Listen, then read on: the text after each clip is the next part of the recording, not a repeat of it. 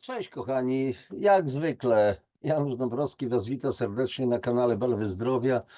O czym dzisiaj? A o bardzo prostej sprawie i bardzo ważnej dla nas sprawie. Tytuł macie: ta woda nie nadaje się do picia, do spożycia i tak dalej, i tak dalej. Kilka dni temu ukazał się jakiś tam, powiedzmy, artykuł o alert RCB, czyli Rządowego Centrum Bezpieczeństwa. Takie komunikaty często otrzymujemy, powiedzmy, SMS-ami, albo o upałach, albo o burzach, albo o czymś tam i tak dalej. I tutaj chciałbym wam, no właśnie na ten temat byśmy troszeczkę pogadali, bo dlatego, że sprawa jest bardzo ważna, dotycząca każdego z was, każdego z nas, tak prawdę mówiąc. Dlaczego? No zaraz się o tym przekonacie. Od razu z góry was proszę, ewentualnie takie przypomnienie, że ci, którzy jeszcze się nie zasubskrybowali, no to proszę, zasubskrybujcie nasz kanał, będziecie otrzymywali powiadomienia na bieżąco o tym, co nowego. Audycje staram się realizować 5 razy w tygodniu, od poniedziałku do piątku, regularnie. To jest dość spory kawałek pracy, tak prawdę mówiąc, bo trzeba tematy przygotować, te grafiki, te inne historie, ale to daje mi, znaczy uważam, że to należy robić, to warto robić, po prostu z tego względu, że to jest po prostu wiedza taka prozdrowotna dotycząca każdego z nas i jednocześnie prośba do was, żebyście przesyłali linki na ten temat do swoich znajomych, do swoich bliskich, dlatego że to tutaj to co się dzieje na tym kanale, to przynajmniej z mojego punktu widzenia jest to bardzo ważne. Mam pewną określoną wiedzę dotyczącą wody, dotyczącą odżywiania, suplementacji, działania pól magnetycznych, wielu innych spraw, powiedzmy rozwoju duchowego. Wszystko przez to przechodziłem. Akurat dzisiaj tak się zdarzyło, że odbywałem trzy bardzo poważne rozmowy dotyczące nowotworów, w tym jedno dziecko akurat i osoba dorosła. Bardzo takie trudne to jest energetycznie. No i trzeba ludziom po prostu pomóc, natknąć też wiarą, bo to, co ja ciągle mówię, nowotwory możemy dać radę i tak dalej. Więc słuchajcie, ale wracamy do naszego tematu. Ta woda nie nadaje się do picia, ta woda nie nadaje się do spożycia.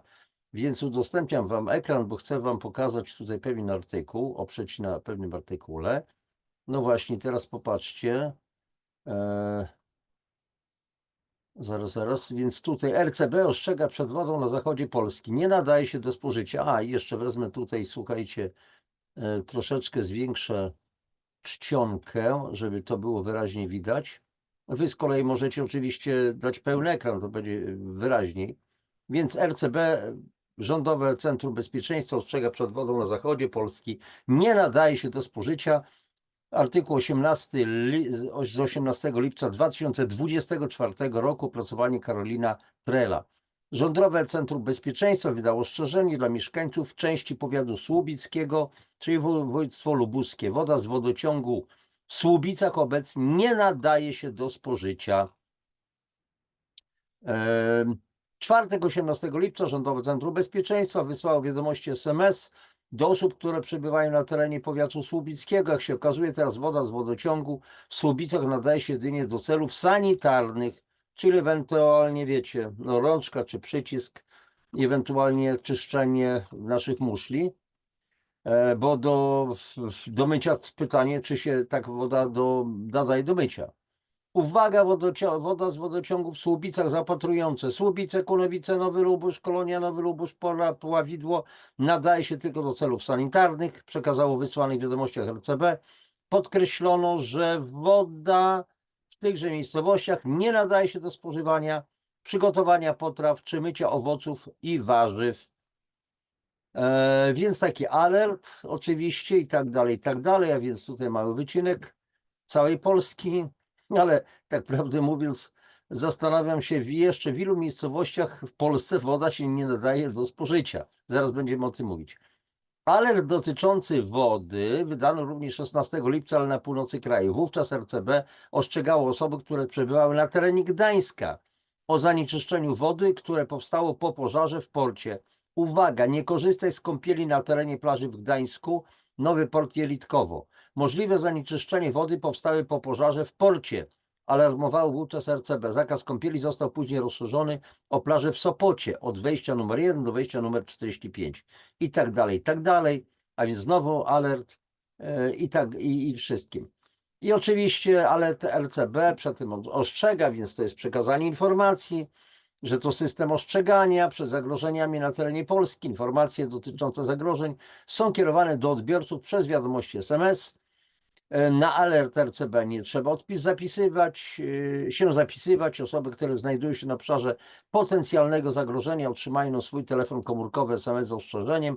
Nie ma znaczenia, w jakiej sieci znajduje się Twój telefon. Operatorzy mają obowiązek niezwłocznego wysłania komunikatu do wszystkich użytkowników na określonym przez dyrektora RCB obszarze. Komunikaty są wydawane tylko w wyjątkowych sytuacjach, które realnie mogą zagrażać życiu i zdrowiu człowieka, poinformowało RCB. Co jeszcze? Na razie to wszystko. OK, w porządku. Zatrzymujemy to udostępnienie. Dlaczego akurat ten temat? Oczywiście ten temat jest pretekstem do zastanowienia się, a czy w waszej miejscowości jest woda nadająca się po prostu do spożycia. Przepraszam z góry za te jakieś takie dziwne techniczne. Ciągle mam problem z ustawieniem sobie świateł. No nagrywam to nie w żadnym jakimś modowym studiu, tylko po prostu w mieszkaniu, więc czasem jest trudno ustawić sobie odpowiednio reflektory. Dziwnie to wszystko wygląda, ale to mniejsza z tym. A więc czy macie pewność, że woda, którą pijecie, jest czysta, jest zdrowa? Na temat wody, a jest specjalna playlista Woda. Między innymi kiedyś z panią Agnieszką Jaroszewską, z Agnieszką, przesympatyczną dziewczyną, robiliśmy wywiady, znaczy takie audycje na temat wody, jaką wodę pić, o właściwościach wody i tak dalej, i tak dalej. Napisałem kilka książek na temat wody, konkretnie 4, tu są 2 kluczowe, Woda, fenomen życia, 2 tomy i dodatkowo 2 jeszcze mniejsze opracowania i tak dalej, ale dzisiaj jaką wodę mamy pić? Czy mamy pewność, że pijemy czystą wodę? Czy mamy pewność, że mamy wodę czystą w wodociągu? Ja ciągle powtarzam od wielu, wielu lat, że stacja uzdatniania wody powinna być we własnym domu, tam gdzie my mieszkamy, gdzie jest odbiór, a nie przepływać kilometrami rur do odbiorcy i zakłady oczywiście oczyszczania, uzdatniania wody, wodociągi mówią, że ale my wam zapewniamy czystą wodę i tak dalej, i tak dalej. Oczywiście jest to nieprawda, to znaczy im się tylko tak wydaje, nie zamierzam nikogo krzywdzić, ale po prostu brakuje tym ludziom często wiedzy, czyli oni postępują zgodnie z procedurami i to wielu z nas postępuje zgodnie z procedurami, które ktoś po prostu narzucił, często, słuchajcie, nie mający pewnej wiedzy. I teraz jest sprawa taka, że oczywiście ta woda jest uzdatniana, czyli traktowana na przykład chlorem, żeby zabić bakterie, ewentualnie ozonowana, ewentualnie naświetlana promieniami ultrafioletowymi, żeby też zabić te wszystkie bakterie i tak dalej, i tak dalej. Oczywiście jest tak zwana sementacja, koagulacja i tak dalej, filtrowania. Są różne systemy, zresztą wykłady na ten temat robiłem również swego czasu dla pewnej firmy. To jest no, bardzo dużo na ten temat piszę w obu tych 2 tomach i tak dalej, ale to wcale nie zapewnia nam bezpieczeństwa. Ta woda wcale nie musi być czysta, dlatego że nie ma w tej chwili na skalę komunalną możliwości oczyszczenia wody ze wszelkich toksyn chemicznych, a my jako ludzkość wyprodukowaliśmy, przynajmniej w użyciu takim powszechnym jest ponad chyba 60 000 różnego rodzaju środków chemicznych. Oczywiście produkcja tych środków, tworzenie nowych trwa, to wszystko trafia do gleby, do wody i tak dalej w obiegu zamkniętym. Niektóre z tych środków się rozkładają, inne nie. Bardzo długo się nie rozkładają, ewentualnie takie 3 grupy jakby tych środków i okresów rozpadu, ale są środki, które się po prostu nie rozpadają. No, słynne DDT, po prostu, czyli tak zwany azotoks, krąży w przyrodzie, do dzisiaj znajdowany w mięsie fok, ryb na Grenlandii, w ogóle w Arktyce i tak dalej, i na Antarktydzie. Więc pytanie, jeszcze raz powtarzam, popatrzcie, może zdarzyć się w waszym mieście awaria? Może. No i co się dzieje? No to więc wówczas przez rury, nawet jeżeli awaria zostanie zlikwidowana, płynie woda brudna, więc wodociągi mówią, no otwórzcie krany i niech ta woda po prostu spłynie. Raz, że są to potężne straty, no bo to na waszych licznikach będzie się tam, słuchajcie, kręcić coś, ta brudna woda będzie wyciekać, więc będziecie, kochani, płacić i tak dalej. A z drugiej strony, czy mamy pewność, jeżeli ta woda brudna płynęła, a później płynie czysta woda, to wszystkie zanieczyszczenia zostaną wypłukane, a różnego rodzaju pierwotniaki, zanieczyszczenia chemiczne i tak dalej. Tym bardziej, że stacje wodociągowe nie są w stanie, jeszcze raz powtórzę, na skalę komunalną, oczyścić wody z tej całej plejady związków chemicznych, które myśmy jako ludzkość wyprodukowali. Nie ma mowy. Stacje wodociągowe mogą oczyścić wodę z dużej ilości zanieczyszczeń mechanicznych, a więc jakiś piasek, zawiesiny i tak dalej, woda będzie klarowna, czysta, wizualnie, jak to się mówi, badając organoleptycznie, czyli wzrokiem chociażby, o, czysta woda, ale z drugiej strony my nie wiemy, co w tej wodzie jest, jakie inne składniki. Bakterie można wytłuc na przykład chlorem, pod chlorynem sodu na przykład i sprawa załatwiona, ale a jak na nas ten chlor działa? Na przykład na jelito grube, na sutki kobiet, na gruczoły piersiowe i tak dalej, przy kąpieli, przy piciu. Więc czy ta woda jest czysta? A jeżeli dojdzie z kolei do poważnej awarii sieci wodociągowej, albo na przykład powodzi, która zaleje wszystkie zbiorniki wodne i ta woda jest brudna i pompy zasysają wodę i nie ma możliwości oczyszczenia, dlatego że oczyszczalnie, te wszystkie stawy sedymentacyjne są zalane tą wodą, osadniki, no to w jaki sposób do konsumentów woda może docierać? Przyjeżdżają ewentualnie ciężarówki z pitną wodą i po prostu każdy bierze w jakieś tam naczynia tą wodę. Natomiast jeżeli wodociągi są w stanie przepompowywać wodę, nawet tą wodę zanieczyszczoną, a wy mielibyście filtry u siebie w domach, ale nie filtry tak zwane psychologiczne, takie tanizna, którą można sobie kupić w sklepie, ale on oczyszcza. Ja nazywam to filtr psychologiczny, bo my wierzymy, że ona oczyszcza, że ten filtr oczyszcza tą wodę. Oczywiście z jakichś zanieczyszczeń mechanicznych ewentualnie tak, ale jeszcze raz powtarzam, zanieczyszczeń chemicznych nie oczyści. I pamięć wody też, w pamięci wody zostanie te wibracje tych, powiedzmy, różnych środków. Więc jakie rozwiązanie pozostaje? Oczywiście, posłuchajcie, zaopatrzenie mieszkań, czyli naszych kwater, tam gdzie mieszkanie, czy to jest mieszkanie w bloku, czy to jest domek wolnostojący, filtry. Dzisiaj są takie urządzenia, między innymi filtry osmotyczne. Oczywiście jest masa tutaj różnych takich argumentów opowiadanych, że to jest woda zbyt czysta. No więc ja odpowiadam, to wolisz pić wodę zbyt brudną czy zbyt czystą? Tak prawdę mówiąc. Więc jeżeli w litrze wody zazwyczaj jest około 400-800 miligramów różnego rodzaju zanieczyszczeń, między innymi skały rozpuszczonej, czyli to tak zwane są te mityczne minerały, które są nam bardzo potrzebne. Minerały są potrzebne oczywiście, ale w zupełnie innej postaci, bo nieraz posługuję się tym własnym, wymyślonym przeze mnie przykładem. Jeżeli ktoś ma problemy z brakiem żelaza, chociażby, to nie idzie do człowieka, który po prostu dorabia klucze, bo tam można dostać od niego piłki i nie zjada, nie łyka tych opiłków, żeby nadrobić braki żelaza. Łańcuch troficzny życia tego odżywiania jest taki: gleba, roślina, człowiek lub zwierzę. A więc w glebie są minerały, różnego rodzaju składniki, które roślina pobierze, w promieniach słońca, w procesie fotosyntezy przerobi je na składniki strawne dla naszego organizmu i tylko w ten sposób my możemy zasilać organizmy tymi minerałami, ale nie z wody, nie z rozpuszczonej skały. Co mamy na ściankach czajnika? Co mamy na przykład na ściankach rezerwuaru wody w toalecie? No, zbiorowisko minerałów, tylko brać łyżeczkę, zeskrobywać i konsumować i nadrabiać braki tych minerałów w organizmie. Oczywiście każdy z was powie, że to Janusz, co to jest? To jest bzdura. Oczywiste, że to jest bzdura, zgadzam się z wami. To jest po prostu bzdura. I nam się wydaje, że ten kamień w czajniku jak jest, o to dobrze, bo to świadczy, że dużo minerałów jest w tej wodzie. Ale w jakiej postaci? W postaci, która kompletnie nie jest przyswajalna przez organizm.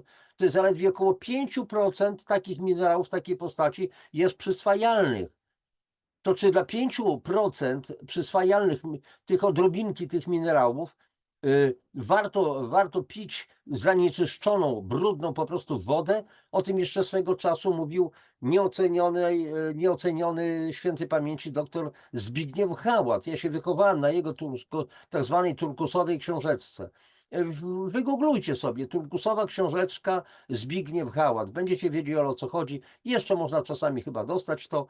Ona chyba krąży w PDF-ach. Warto sobie poczytać, co my mamy w wodzie. Zresztą ja w swoich książkach też również opisuję, co zawiera nasza woda i dlaczego powinniśmy mieć w domach filtry. Czy osmotyczne, czy jakieś inne, obojętne, byle one były skuteczne. Ja się nie upieram, że osmoza jest panaceum przykładowo, ale nikt do tej pory niczego lepszego nie wymyślił, niestety. Chociaż pojawiają się inne urządzenia i tam zostają tam jakieś minerały w ilości tam 150-200 mg w litrze, czyli te 200 powiedzmy ppm-ów, i to się uzasadnia tym, że no ale bo to są minerały, które muszą zostać w wodzie, bo nam są niezbędne te minerały. Dobrze, z tych 200 na przykład 200 miligramów, które są w litrze wody, chociażby organizm przyswoi zaledwie 5%, czyli 10 mg. A teraz wyobraźcie sobie, organizm potrzebuje na przykład wapnia 1200 mg dziennie. 1200 mg. A my przyswajamy zaledwie w litrze 10. No to wypijając, załóżmy 2 litry wody, tylko samej wody 2 litry czystej, to przyswoimy sobie ile? 10 mg, a potrzebujemy 1200. To jest taki tylko jeden przykład. A więc o co tu chodzi? Ale przede wszystkim chodzi o to, żebyśmy byli bezpieczni, bo jeżeli faktycznie zdarzy się raz na rok, raz na 2 lata jakaś awaria, jakiś problem, tak jak tutaj opisany, to my mamy ciągle pewność, że pijemy czystą wodę, bo stacje uzdatniania będą dostarczały nam tę wodę, filtr będzie filtrował, odkręcam mój kranik na zlewozmywaku zamontowany, po zlewozmywakiem, jak w moim przypadku od 1999 roku używam cały czas tego typu filtrów. I mam cały czas 8 litrów w zapasie, bo cały czas zbiornik pracuje. Czyli jeżeli nawet wezmę litr, 2, 3, wypompowuję, to za chwileczkę to całe urządzenie nadal pracuje bez zasilania prądem, tylko pod ciśnieniem wodociągowym. Oczyszcza, jest wiele stopni oczyszczania, są oczyszczania z grubna, więc na przykład filtry sznurkowe, dodatkowo filtry z węglem aktywnym albo tak zwanym aktywowanym, a dopiero później jest tak zwana membrana osmotyczna. To po raz pierwszy zastosowano takie membrany na łodziach, amerykańskich łodziach podwodnych, które no, miesiącami na przykład krążyły pod powierzchnią, a załoga musiała być zaopatrywana i w tlen, i w czystą wodę, również do mycia dużej ilości. A skąd tą wodę wziąć? Nie w zbiornikach okrętowych z lądu miała być woda, tak jak kiedyś było, tylko po prostu z wody morskiej oczyszczano tą, czyli filtry osmotyczne o dużej wydajności, sprawa załatwiona. Oczywiście, jeszcze raz powtarzam, mówi się, ta woda jest zbyt czysta, niczego nie zawiera i takie tam różne derdymały. A teraz pytanie w takim razie do tych, którzy w ten sposób twierdzą. No, więc a jakie woda ma spełniać funkcje w organizmie? Przecież woda ma przede wszystkim myć. Ma zapewniać mycie zewnętrzne, czyli myć te 2 metry kwadratowe naszego ciała, i mycie, słuchajcie, wewnętrzne. A więc w takim razie, jaką wodą mamy się myć? Jeżeli woda leci, jeżeli leci żur z kranu, to wejdziemy pod prysznic, wybierzemy swoje majtki, biustonosz, koszulki i tak dalej. No nie, prosta sprawa. A więc ta woda ma być najczystsza. A jaką wodę powinniśmy podawać do pralki? A dlaczego w reklamach śpiewają, pozwolę sobie tutaj, dłuższe życie każdej pralki to Calgon? No to po co ten kalgon? Żeby zmiękczyć wodę, tak? Żeby wyeliminować kamień, który osadzi się później na grzałce i tak dalej, zniszczy nam pralkę. To czegoś nie rozumiem. Twarda woda wysusza włosy na piasek, skórę głowy na piasek. Takie były reklamki. A więc znowu zmiękczanie, tak?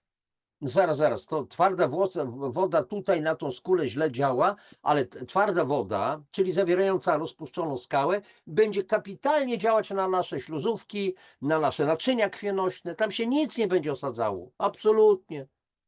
Tymczasem, słuchajcie, w temperaturze ludzkiego ciała, czyli te 36 i 63 tak prawdę mówiąc, ta woda z kamieniem świetnie osadza się w naczyniach krwionośnych i w stawach. No przykładem takim ilustrującym sprawę jest na przykład dna moczanowa. Są te haluksy słynne i takie inne historie, gdzie osadza się kwas moczowy, krystalizuje. Podobnie krystalizują u nas na przykład kamica nerkowa. Ale tu znowu zatrącamy o odkwaszanie, bo jeżeli jesteśmy silnie zakwaszeni, po prostu mamy za mało cytrynianów, które by związały odpowiednie substancje chemiczne, to później dochodzi do tego, że po prostu za mało jest tych cytrynianów i powstają po prostu sole wapniowo-szczawianowe, czyli wytrącają się osady wapniowo-szczawianowe, nierozpuszczalne powstaje kamica nerkowa. Zamiast wapni połączyć się z kwasem cytrynowym, który mamy dostarczyć i stworzyć nam cytryniany, które przy okazji będą nas odkwaszały. Wnętrze naszych komórek będą odkwaszały. Popatrzcie, że to jest naprawdę, to jest ogromna wiedza. Ja miałem ogromne szczęście, że wiele lat temu, końcówce lat 90. ubiegłego już stulecia, trafiłem na taki kompleksowy program zdrowia, gdzie były jakby 3 filary, czyli suplementacja, odżywianie, picie czystej wody, specjalnie przygotowanej po prostu, ale przede wszystkim to była woda osmotyczna jak najczystsza i plus pola elektromagnetyczne, terapeutyczne. Wcześniej, słuchajcie, nie miałem o tym zielonego pojęcia. No woda jest w kranie, w studni. Pola magnetyczne, jakie pola? No magnez widziałem, tak? W szkole wykonywało się jakieś tam doświadczenia, opiłki stalowe. Jakie tam pola magnetyczne mogą na nas oddziaływać i tak dalej. Po co mamy jeść suplementy, jak mamy chleb, mięso, wędlinę i żółty ser, twaróg? Też tego nie rozumiałem. I naprawdę to było bardzo trudno to wszystko nabywać, ale słuchajcie, ale plus jest w tym, że rozumiałem, że nie można skoncentrować się tylko na na jednej rzeczy, że człowiek jest istotą wieloaspektową, w sensie cielesnym, ale i w sensie duchowym, bo nie składamy się z oddzielnych narządów, a więc leczymy tylko wątrobę, leczymy tylko głowę, leczymy tylko kolano, oko czy coś w tym rodzaju, tylko mamy się zająć leczeniem całego człowieka. Bo wystarczy jak w sprężynie, w zespole sprężyn, trącisz jedną sprężynę, cały układ tych sprężyn drga. Uderzysz się w jeden palec, to cię wszystkie palce, całe ciało boli. A więc nie można zająć się jedynie jednym narządem, skoncentrować się na tym. W dodatku jesteśmy istotami z psyche, z naszym umysłem, z naszym duchem. I tutaj też trzeba z emocjami też pracować po prostu nad tym. A więc to mi dało do myślenia i dzięki temu ja dzisiaj mogę szerzej pojmować, czy już idealnie szeroko? Nie, bo też ciągle poznaję nowe dziedziny wiedzy, ciągle coś nowego odkrywam, czasami mi szczęka z wrażenia opada, jeszcze znowu coś odkryłem, a wydało się, że już wszystko prawie wiem. Jak to jest? A więc z drugiej strony znowu zobaczcie, trzeba naprawdę mieć dużą dozę pokory, żeby nie poszaleć i nie myśleć o sobie, że ja już to pozjadam wszystkie rozumy. A jest takich wielu, więc ja naprawdę, słuchajcie, czasami naprawdę siebie dość ostro traktuję. Janusz, na ziemię. Trzymaj się twardo mateczki ziemi, nie bujaj, że gdzieś tam. I jak widzę ludzi, którzy wypowiadają się apodyktycznie, ex cathedra, bo on już ma jakiś tytuł naukowy, on pozjadał wszystkie rozumy i słyszę, że plecie po prostu koszałki opałki. No i co z tego, że on Tytuł jeszcze niczym nie świadczy. Kochani, wykształcenie i inteligencja wcale nie są równoznaczne z mądrością. To jest zupełnie coś innego. Inteligencja prawie że, ale można być inteligentnym draniem, a człowiek mądry przede wszystkim kocha ludzi. Poważnie. Tak, nie obawiam się tego po prostu powiedzieć. Mądrość życiowa na czym innym zupełnie polega. Myślę, że doskonale to wiecie, to czujecie. Ale więc wracając do rzeczy, bo zaczęliśmy o wodzie. A więc kochani, namawiam was, szukajcie dobrych rozwiązań dla siebie, bo nigdy nie wiadomo, co kiedy może was spotkać. Nawet jeżeli nastąpi awaria sieci wodociągowej, otrzymacie SMS-em, słuchajcie, przez najbliższe 10 godzin nie będzie wody. Ojejku, to napełniamy wszystkie jakieś tam naczynia i tak dalej, i tak dalej. Ja też tak to robię. Aha, dobra, czajnik napełnię, jakiś jeden garnek, ale wiem, że w tym zbiorniku mojego filtra jest 8 litrów zapasu. No na cały dzień to mi wystarczy. A więc warto mieć coś takiego u siebie, no chyba że pojedziemy do sklepu, kupimy ileś tam zgrzewek i tak dalej. Ale po co kupować zgrzewki, jeżeli mam urządzenie u siebie? To lepiej mieć, powiedzmy, 2 baniaki 5-litrowe ze szkła, szklane, i cały czas mieć jakiś tam zapas, a więc dopełniać, korzystać z tej wody, następnego dnia znowu je napełniać, tak żeby to było, żeby ta woda oczywiście nie stała, ale żeby na przykład 10 litrów wody było w takich 2-5-litrowych baniaczkach i dodatkowo jeszcze powiedzmy z 8 litrów wody w tym zbiorniku filtra w domu akurat, pod zlewozmywakiem, bo zazwyczaj takie są, ale są różne systemy. I to nie jest dzisiaj takie szalenie drogie, w granicach, ja wiem, od 1000 do 200 do 2000 zł można takie urządzenie po prostu zamontować. Oczywiście warto do tego dodać strukturyzator wody, na przykład magnetyczny, który będzie zamieniał tę wodę na tak zwaną lodopodobną. Chodzi o strukturę wody.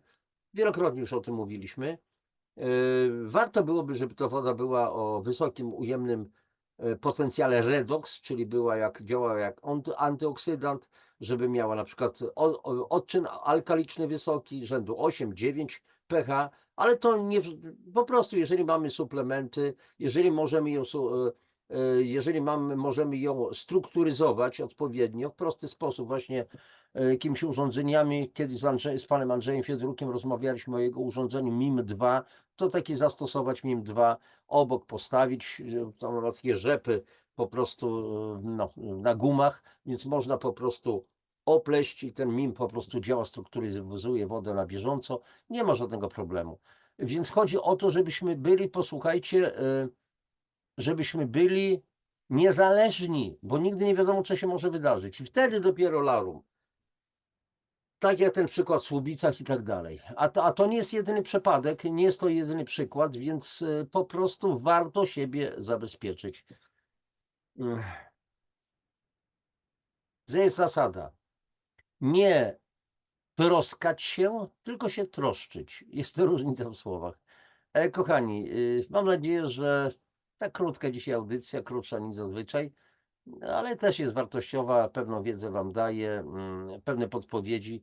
Jeżeli ktoś był zainteresowany, ja oczywiście mam znajomych w całej Polsce, którzy na przykład zajmują się rozprowadzaniem filtrów do wody, sprzedają, są dystrybutorami, o tak mógłbym powiedzieć, czyli zarabiają na sprzedaży. O Jezu, jakie to złe, zarabiają. Fuj, a jej.